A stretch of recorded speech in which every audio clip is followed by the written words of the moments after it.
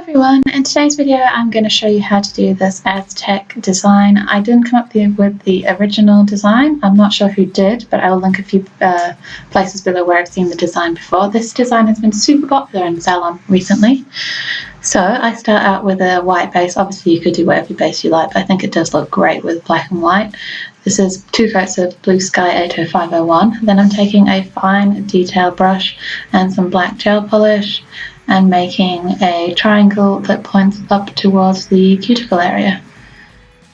This is in real time just so that you can see how slow I really do go when I'm doing my nail art.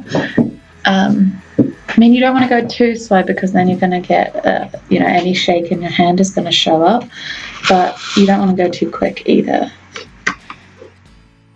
So once you've got your triangle, you kind of want to extend those 2 lines a little bit and make I guess it's a triangle at the top.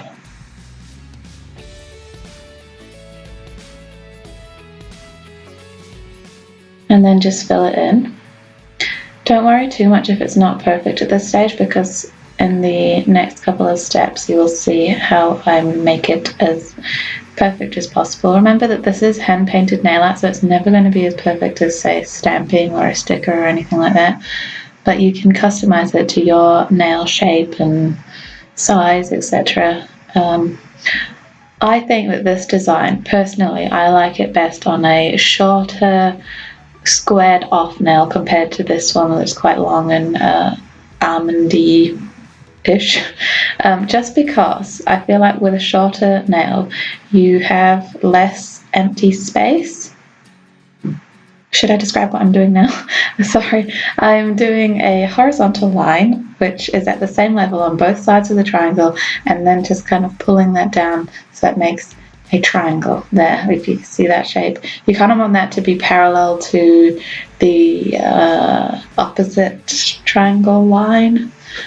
I know I'm not making any sense, but hopefully you can see what I'm doing. This is in double speed just because otherwise it would have taken forever.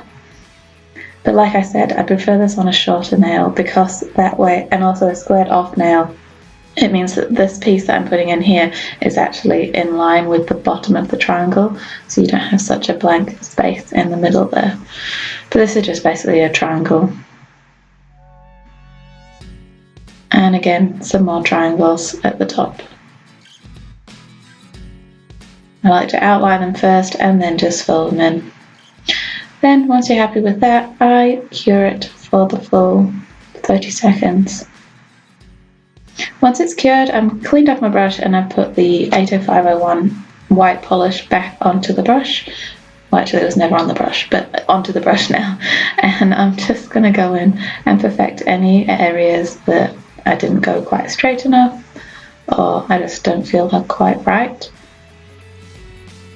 You do want to blend this polish out so you don't have like a raised area of white, because it will look a bit silly in the end.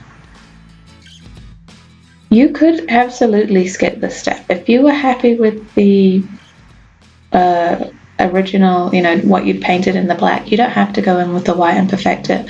But I think that doing this gives it a more professional look. It makes the lines more crisp. It makes your points more pointy, because it's really hard to get a sharp point just by painting it on.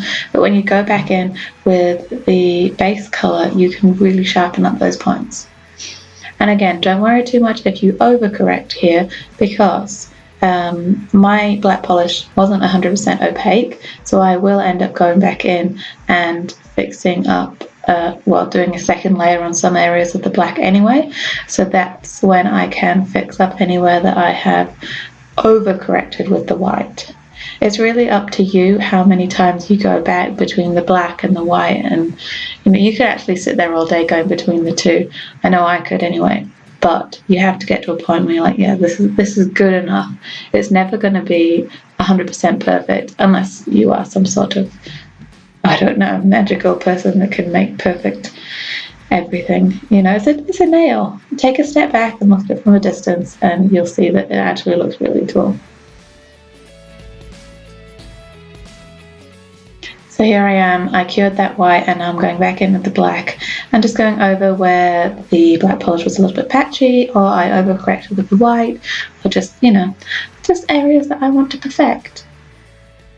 And once I did that, I then cured it, and I think I did go back in with the white again, but like I said, that's completely optional.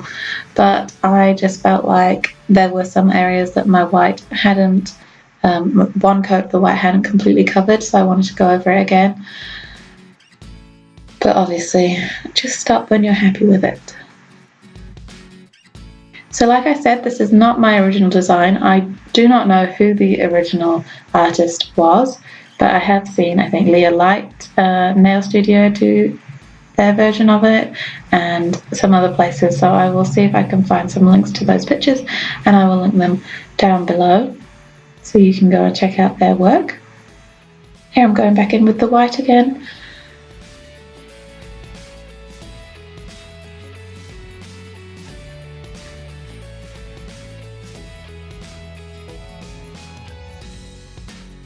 Sometimes I really do have to stop myself from going back and in between, you know, the two colours, the black and the white, because eventually it's just going to make it worse and not better.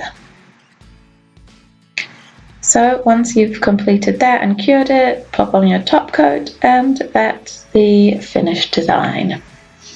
I hope you learned something in this video. I know it wasn't a whole lot going on, just me going back and forth, and I didn't really describe it very well, but hopefully you could see what I was doing.